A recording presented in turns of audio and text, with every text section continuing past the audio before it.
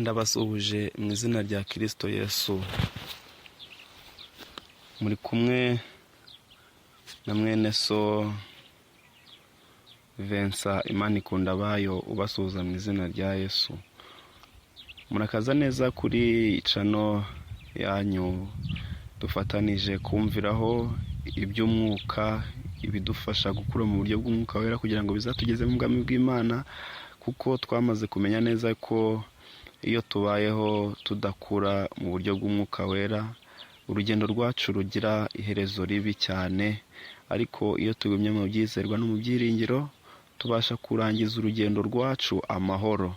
Ikintu cyose cyatuma tutagera mu bwami bw'Imana cyose tukimenya dufashijwe na mwuka wera, akadufasha gutambuka mu nzira ikomeye, tugatambuka kandi tukanagerayo.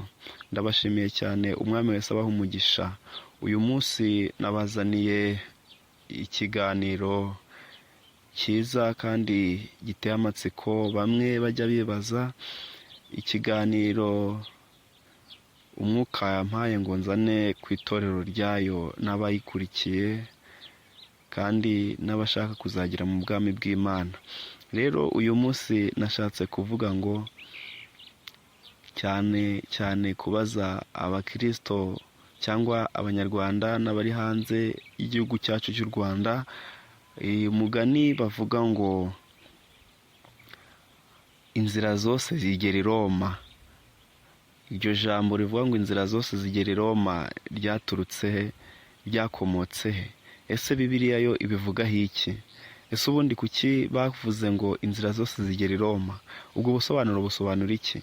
Abantu bajya babyibazaho, kandi ni ikibazo nawe wakwibaza ubwawe.